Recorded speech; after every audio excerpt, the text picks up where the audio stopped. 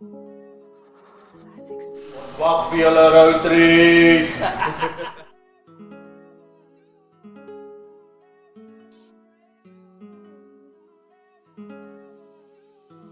That's why I say Honda, power of dreams.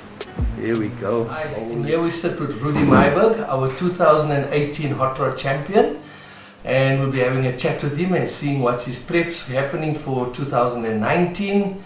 And yeah, how's it, Rudy? All right, and you, Ismail? Lekker man, lekker. Good. And since you won your championship, what's the vibe? How do you feel? What's going on inside of you? Let us hear. Well, it's go inside me is to defend it. I think everyone is hungry to win it this year, and we don't want to fall out of the bus, so it's homework. We know CF is quick, so we try to get back on his pace and to give him a run for his money this year. So we stripped the whole car from bumper to bumper and check everything, new rose joints, new rubbers, new bolts, and try a different setup and see what's going to happen. And with your preparation for 2019, who's at the back of your mind that's going to be your strongest opponents? Who's going to be the ones that's really putting you under pressure to do well? Well, I will say all the competitors on this stage. You can't just leave anyone out. Everyone comes with a surprise.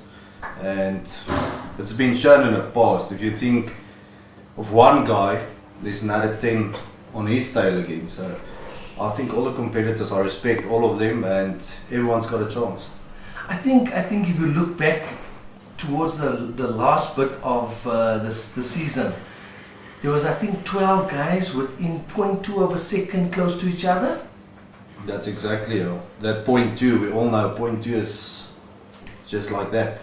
When you guys started the series 2-3 years ago, I mean, there was like a 1 second or almost 2 seconds that were dividing you. And now, by the third lap you're lapping, I've seen on the last race 4, 5, 10 laps, 15 laps, then only you start to lap. It's not just 1 or 2 laps anymore like before. So everybody stepped up a gear, and it becomes more difficult with the names like Siaf, Neville, his son.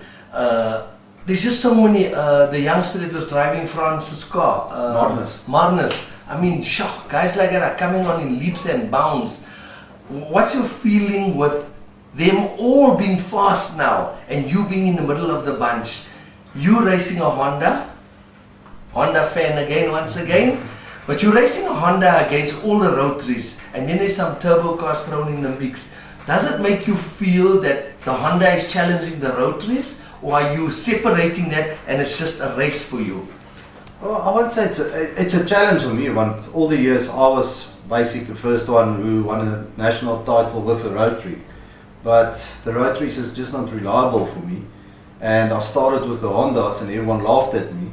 So we paid a lot of school fees and to develop it, until I met Louis and Sean Zurich, and they helped me, and we're still developing. For this year we're changing, next week on the dyno we're changing a lot of things for this year, and it's always homework. You can't sit back and relax and think, just wash the car and go. Every time you come back, if you've been beaten or not, you keep on working on the car. You know, I spoke to Siafuri because I believe he drove your car once while you had your car out at his place, and he said to me, your Honda is actually a very difficult car to drive because you have to be on the right RPM all the time. Or you're too low or you're too high, and to be in the middle is very difficult to be constant. How did that work against you? Well, what works against me is the back compression of the engine. Where the rotary's got no back compression, they can go so much faster into the corner. Well, I can't go that fast into the corner, but I can come quicker out of the corner. So the rotary's got his advantage, and I've got my good point on the Hondas coming out of the bends where they suffered to chase me out of the bends. And qualifyings, how many pole qualifiers did you have for last year? I think it was 1 for last year. Okay, on the rock. So it's quite a difficult story on qualifying. Yeah, but I think you battle on qualify. I've seen you lots Yeah, before. I'm not a qualified person. I get too nervous. I always think I'm going to overdo it, then I relax too much. So yeah, qualifying is not my strong point. More anxious than nervous. Yeah, I'd rather race. I always say there's 3 races, and that's going to count at the end of the night. And qualifying, not my cup of tea. And who puts you under the most pressure to do well? Myself. Only yourself? Myself. Not your wife, not No. anyone around you, No. your mechanics, your engine builder? No, myself. That's a downfall. I'll talk to myself, and if I do stupid things, I'll take it out on myself. I've noticed 2018 was one of your most relaxed years that you had. I've never seen you more relaxed in 2018 than any other year, and I know you for many years. I've raced against you, and I know you as a person, and 2018 was your most relaxed year that I've ever seen you. What changed you? Well, to be honest, Ismail, I'm not shy about it. Abba the Father changed my life. There's things I've done in life and I just couldn't go on. And I turned to him, and today I'm a different person. I'm more relaxed, I respect people more. It's just something you get from him, and I'm feeling like $1 million. Your car. What's happening with your car now? Where's your car? Are we going to have a look at your car? Can we? Yeah, we can have a look. It's almost assembled, the suspension. We're getting tomorrow the new engine from Cape Town, from Louis. And the new throttles is there, we're going to give that a go. The new branches there. There's so many, lot of things that we're going to try next Wednesday on the dyno and see. And who is Louis? It's Louis Zurich from Cape Town, him, Sean Zurich, that builds all my engines, and I don't touch it. They do everything for me. But you're an engine importer yourself, and you bring in your own engines as well? Yeah, I bring my own engines, the standard ones, and then I'll just send it to Louis and he'll upgrade it and do whatever he wants to do. And he's down in Cape Town? He's in Cape Town. So every time you have an issue, you have to phone Cape Town, and it's like... That people are so good to me. I can phone them today, and I said I'm racing Saturdays, and I work in the night to finish it and send it back the next day. And tell me now, on the national hot rod group, it's you, Neville, Michelle, Stefan Weideman. You guys are the committee for the hot rods, right? Yes. Now, how does it impact on you in the car when you're having maybe an issue with another driver and you're on the hot rod committee? How do you separate being on the committee and being a driver as well, racing against the other drivers? That's very easy. The committee is behind the scenes. We do all the planning and put everything together for that event.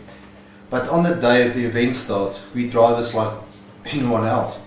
So I've got no say, not even Neville, Michelle or Stefan. We don't have any say on it. So we as drivers, so they have to treat us the same that they treat all the other drivers.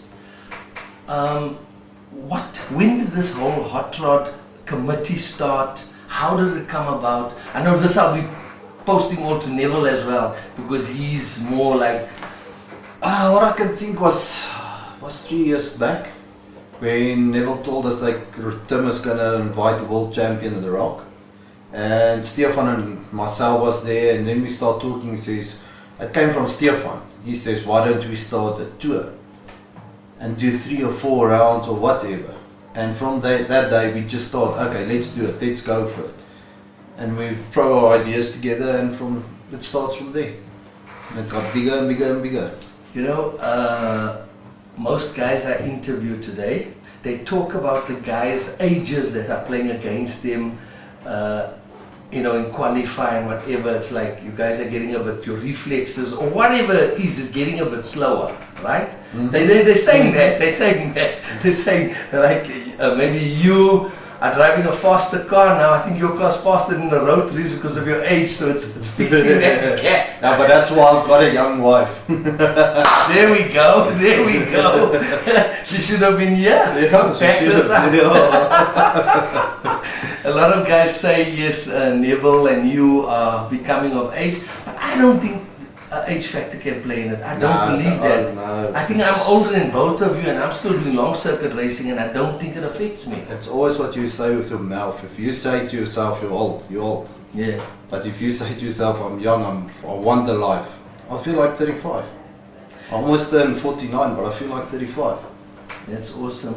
I feel 21, so stuff you. No, you just wanted 21. And tell me, youngsters in the hot rod group, how many youngsters are there and that's performing, that's on top level performance? What youngsters are you looking at and thinking, sure, this boy is going to be a problem soon?